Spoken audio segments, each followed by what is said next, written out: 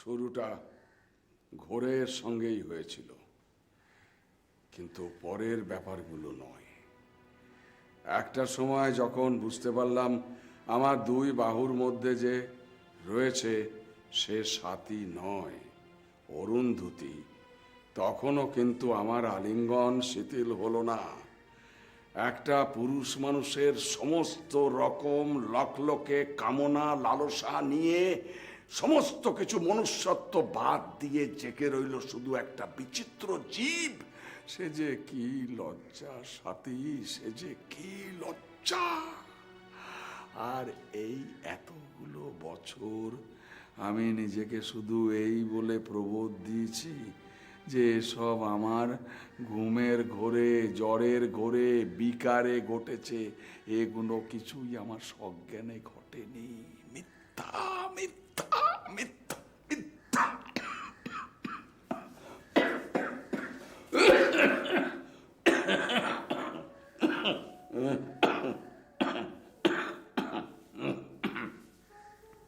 এই আজকে তুমি যেমন হচ্ছ ঠিক সেইভাবে সেও সেদিন একই রকম, আজকের মতো ঠিক একই রকম ভাবে সেও তাই করেছিল। আমাকে এভাবে অকর্মণ্য করে দেওয়াটা কি ঠিক হচ্ছে?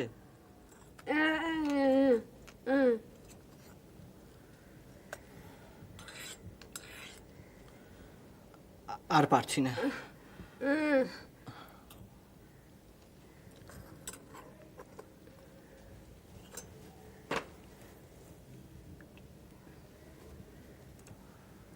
অরুন্ধতী, একটু সত্যি কথা বলবে? কেন এমন হলো?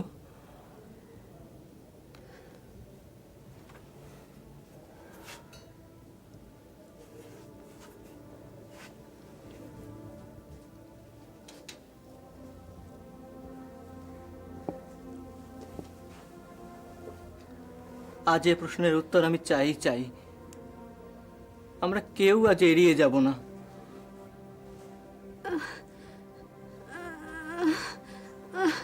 মানুষ কি কথা একমাত্র মুখ দিয়েই বলে?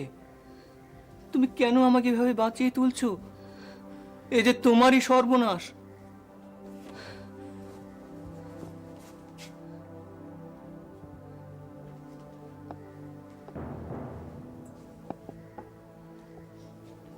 তুমি হাসছো? কোথায় তুমি আমাকে অপরাধী বলবে, আমাকে শাস্তি দেবে তা নয়, তুমি হাসছো।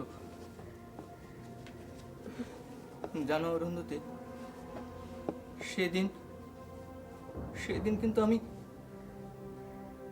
তোমাকে সাথী ভেবে লজ্জা, কি লজ্জা।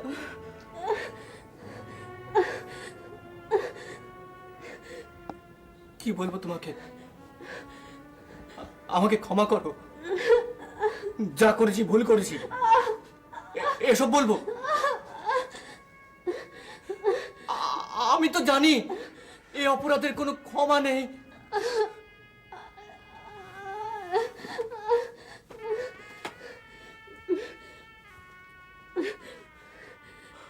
অরুন্ধতী,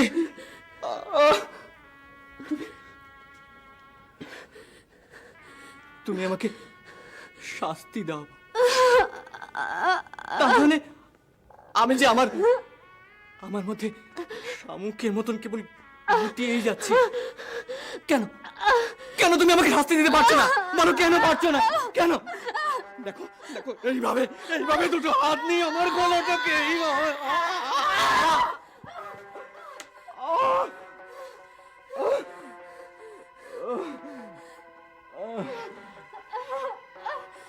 অরুন্ধতী, তুমি যে আমাকে অপরাধী বলবে, আমাকে শাস্তি দেবে, সে ভাষাও তোমার মুখে নেই। তুমি আমাকে অপরাধী করছো না কেন? আমি আমি যে নিজের ভেতরে ক্রমশ গুটিয়ে যাচ্ছি। অরুন্ধতী, অরুন্ধতী, আমাকে আমার এই অভিশপ্ত জীবন থেকে তুমি মুক্তি দাও। অরুন্ধতী, তুমি মুক্তি দাও। আমাকে আমাকে তুমি মেরে ফেলো, আমাকে তুমি মেরে ফেলো অরুন্ধতী, আমাকে তুমি মেরে ফেলো, আমাকে তুমি মেরে ফেলো।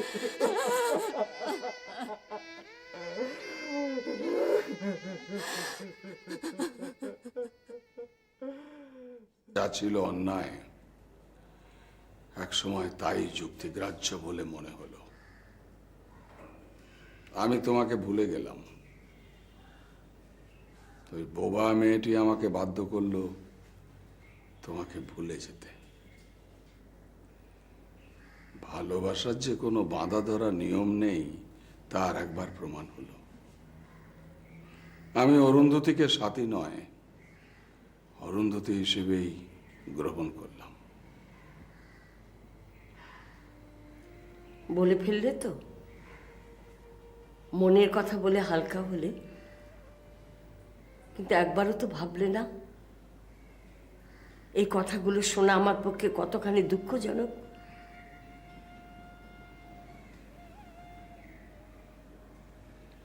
আমি বুঝতে পারছি আমার এই স্বীকারোক্তি তোমার হৃদয়ে কতটা আঘাত করেছে, আমি বুঝতে পারছি। কিন্তু কি করা যাবে সাথী, যা সত্যি তা সত্যি। আমি তো তোমার কাছে কোনো কৈফিয়ত চাইনি, তাহলে কেন? একটা সুতো, একটা ছোট্ট সুতোই বাঁধা ছিল আমার আশার থলিটা, সেটাকে এমন নির্মম হাতে টেনে ছিঁড়ে ফেলতে তোমার এতটুকু কষ্ট হলো না?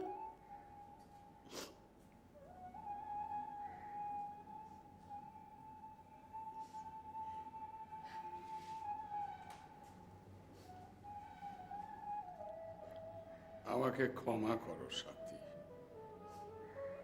ক্ষমা করো।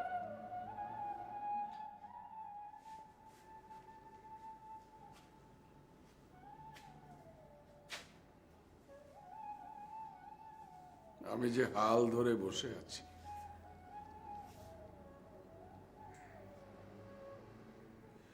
একদিন সে ফিরে আসবে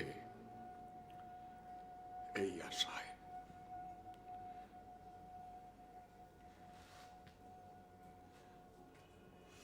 শিমুলতলা ছেড়ে কেন যে আমার যাওয়া হতে পারে না, এটা বোঝানো বড় জরুরি ছিল। ক্ষমা করো আমাকে সাথী, ক্ষমা করো। না জ্যোতিদা, আমার সঙ্গে তোমাকে কলকাতায় নিয়ে যাবার আর আমি জোর করব না, কোনদিন না, কখনো না, কখনো না।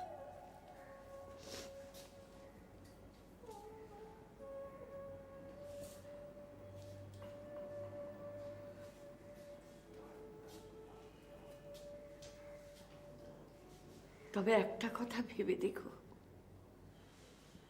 যে স্বেচ্ছায় চলে যায় সে কি ফিরে আসার জন্য যায়? তুমি কি বলো?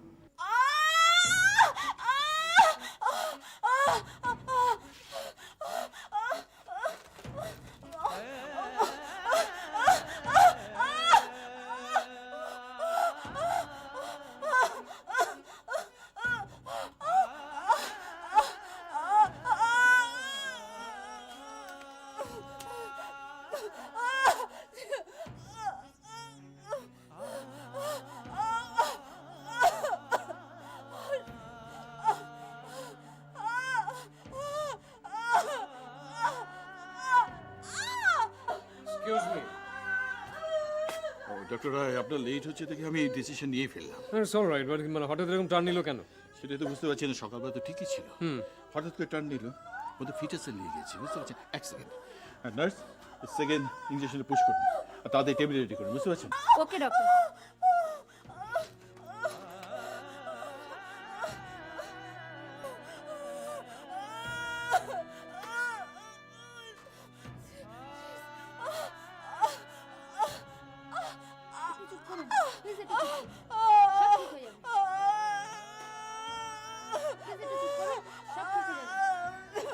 মাই গড,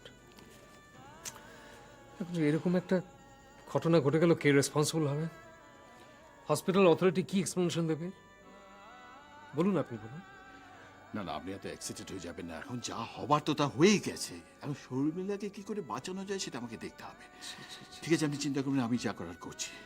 ওয়েট।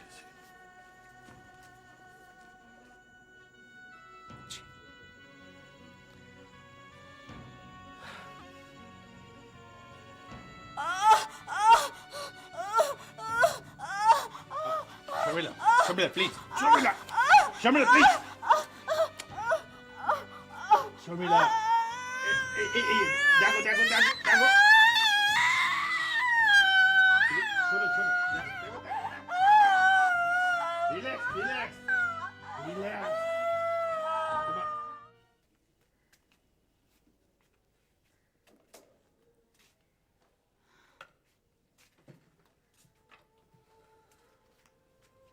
শুয়ে এলে? হ্যাঁ রে, ঘুমিয়ে পড়লো বেচারি। সেই কখন থেকে বসেছিল বাবার সঙ্গে খাবে বলে, খাওয়াই হলো না, তাই ঘুমিয়ে পড়লো। কি যে বলি না। এখনো ফিরছে না কেন বলো তো? যদি কোনো প্রবলেম হয় তাহলে তো একটা ফোন করে জানাতে পারতো। ও বুঝতে পারছে না আমি কতটা টেনশন করছি। তুই এত টেনশন না করে একটু বস না ঠান্ডা হয়ে। ওর নিশ্চয়ই কোনো অসুবিধে আছে, সুবিধে পেলেই তোকে ফোনটা করবে। তুই তো একটু আগে বললি যে তোকে অফিসে ফোন করে ওই জানিয়েছে সবটা। হ্যাঁ, সে তো জানিয়েছে। অফিসে বেরোনোর সময় তো ডক্টর বর্ধনের ফোন এসেছিল, কিন্তু ও ব্যাপারটা তো ক্যাজুয়ালি নিল। তারপর আমি অফিসে বেরিয়ে গেলাম, তারপর অফিসে গিয়েও ফোন এসেছিল। তা তুই বাড়িতে এলি কেন? অফিস থেকে সোজা হসপিটালে চলে যেতে পারতিস। কি করে যাবো মা, ওই তো আমায় বারণ করলো। তাছাড়া তুমি এখানে রয়েছো, তুমি বাড়ি যাবে, তিতির একা থাকবে, এইসব ভেবেই তো চলে এলাম।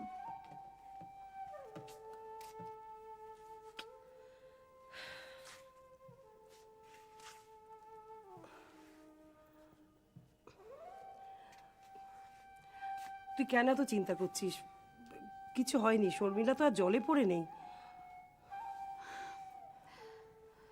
আচ্ছা মা, শর্মিলার কিছু হয়নি তো?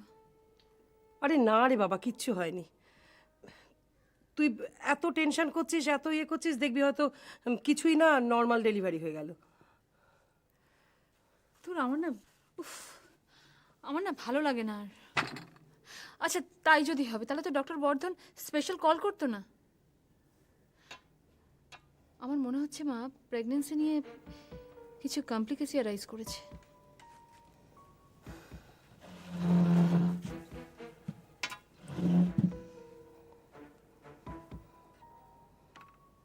যদি কোনো প্রবলেম হয়েই থাকে, তুই এখানে চিন্তা করলে তোটা সলভ হবে না।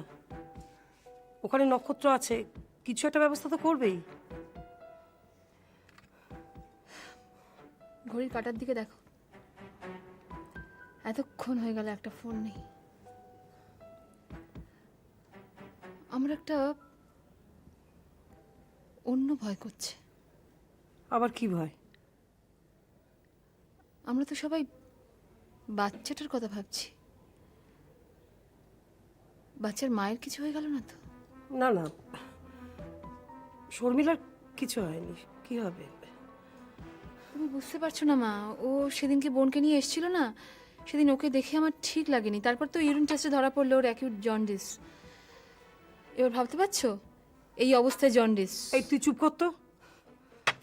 তোরা একেবারে সকলেই বড় বড় ডাক্তার হয়ে গেছিস। ডাক্তারের বউ হয়েছিস না কি হয়ে গেছিস একদম? ডাক্তারের মাথার ওপর দিয়ে হাঁটছিস। কিছু হলে অনেক আগেই হতো। এত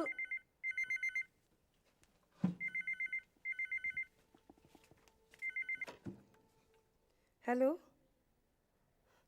না নক্ষত্র, আমি মা কথা বলছি, তুমি ধরো, আমি দিচ্ছি। নে, চিন্তা করছে একেবারে। হ্যালো, হ্যাঁ কি বলছো?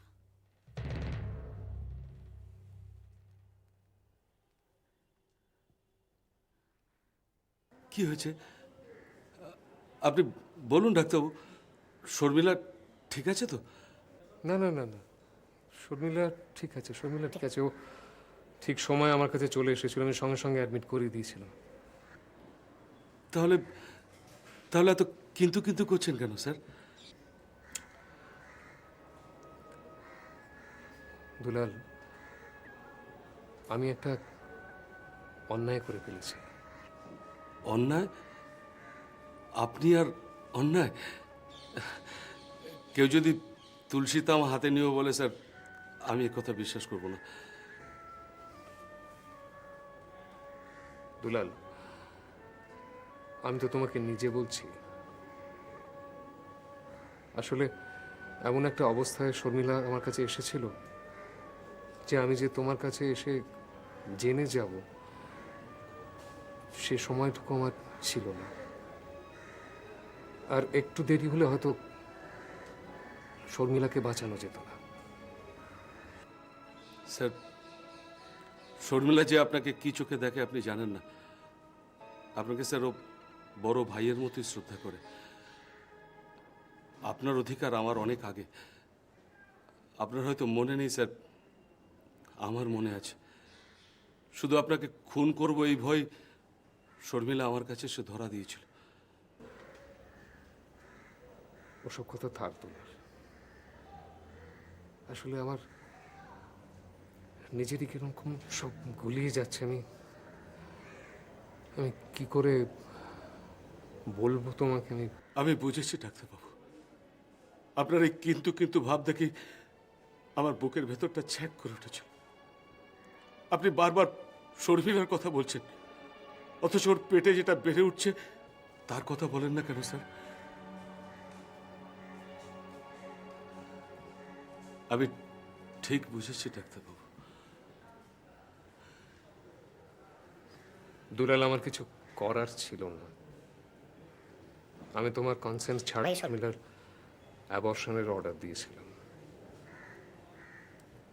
এছাড়া শর্মিলাকে বাঁচানোর আর কোনো রাস্তা ছিল না।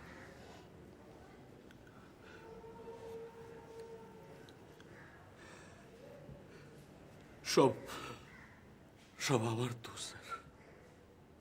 বাপ হওয়ার সুখ আমার কপালে নেই স্যার। এত পাপ, এত কাদা ছড়াছড়ি, তার শাস্তি কি শুধু শুধু কয়েক বছর জেল খাটা? না স্যার, উপরওয়ালার বিধান খুব নিখুঁত। দুলাল, পাপ অনেকেই করে, কিন্তু সেই পাপ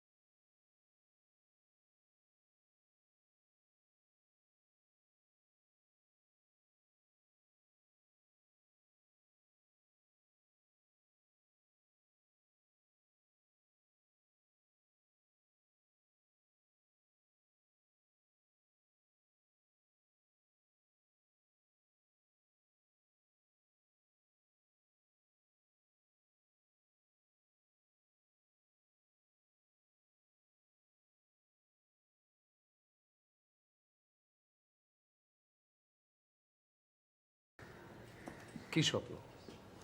দুঃখের না আনন্দের? সম্ভবত আনন্দের স্যার, কিন্তু এই সেপায়ের চেঁচামেচিতে মাঝপথে আমার স্বপ্নটা ভেঙে গেল স্যার। কিন্তু ঘুম থেকে ওঠার পর চোখের কোণায় আমি জল দেখতে পেলাম স্যার। স্বপ্নটা দুলাল, মানুষ তো শুধু দুঃখেতে কাঁদে না, আনন্দেতেও কাঁদে। তোমার ওই মাঝপথে ভেঙে যাওয়া স্বপ্নকে সত্যি করবার জন্যই তো আমাদের বেঁচে থাকতে হবে। এভাবেই তো স্বপ্নের সঙ্গে বাস্তবকে মেলাতে হয়। আমরা যদি বেঁচে থাকি তাহলেই তো তোমার এই স্বপ্নের বাকিটা জানবার সুযোগ পাবো, তাই না? হ্যাঁ স্যার, আপনি আপনি ঠিকই বলেছেন স্যার, কিন্তু শর্মিলাকে একটু বুঝিয়ে বলবেন স্যার। তুমি কিচ্ছু ভেবো না তোরা, সে দায়িত্ব আমার। তুমি সব হ্যাঁ, আসছি আসছি তোমার ঠিক ঠিক।